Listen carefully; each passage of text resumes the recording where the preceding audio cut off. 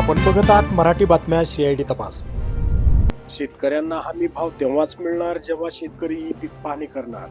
कडधान्य व तेलबिया खरेदीसाठी सरकारचा निर्णय, ऑनलाईन बरोबरच ई पीक पाहणी आवश्यक। नमो शेतकरी महासन्मानचा 7वा हप्ता वितरित, 92 लाख शेतकऱ्यांच्या खात्यावर 1892 कोटी रुपये जमा। सुलतानपूरला शेतीच्या बांधावरून शेतकऱ्याचे उपोषण, आयुर्वेदिक रुग्णालयाला जागा देण्यास नकार। आजरा तालुक्यात अतिवृष्टीने 104 हेक्टर क्षेत्रावरील पिकाचे नुकसान भरपाईसाठी 65 लाख रुपयाच्या अनुदानाची जिल्हा अधिकारी कार्यालयाकडे मागणी।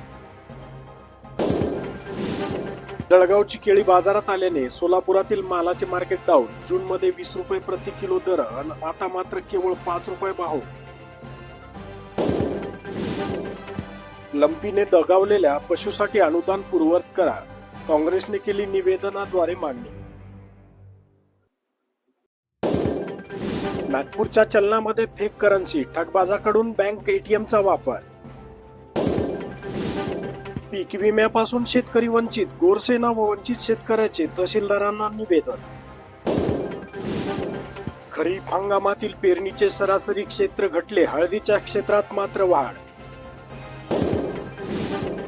शासकीय कंत्राटदार असल्याचा बनाव, चंद्रपुरात 40 लाखाची चोरी, LCBने ठोकल्या दोघांना बेड्या, चोरांचा अजब युक्तीने पोलिसी चक्रावले। शेतकऱ्यांना राष्ट्रीयकृत बँकांच्या कर्ज वसुली नोटिशीची धास्ती, जिल्ह्यात खरीप हंगाम संपत असताना केवळ 73% पीक कर्ज वाटप। औषध सोयाबीन आले संकटात, अति पावसानंतर पिवळा मोझॅक, रोगांचा प्रादुर्भाव झाल्याने शेतकरी हवालदिल, पडली पिवळी उत्पादन घटण्याची शक्यता। अतिवृष्टीच्या नुकसानीचा वस्तुनिष्ठ अहवाल द्यावा, माजी मंत्री आमदार संभाजी पाटील निलंगेकर यांच्या सूचना।